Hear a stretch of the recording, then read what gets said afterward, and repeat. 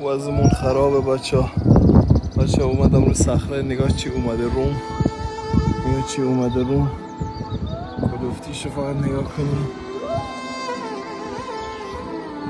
مادرشو گرفتم بچه، نگاه تا کجاست. صخره بودم. وضعتان چونه؟ درود و خدایان. اومدم رو صخره بچه، اومد رو گرفتمش، گفتم شما نبینینش دیگه حیفه. بگو وضع چونه، بگو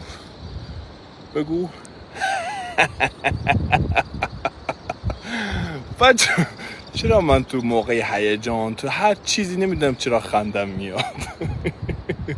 چرا؟ وضعتان چونه؟ ما رو اینقدر تا حالا گرفتیم بچه، مواظب باشین تو طبیعت ها.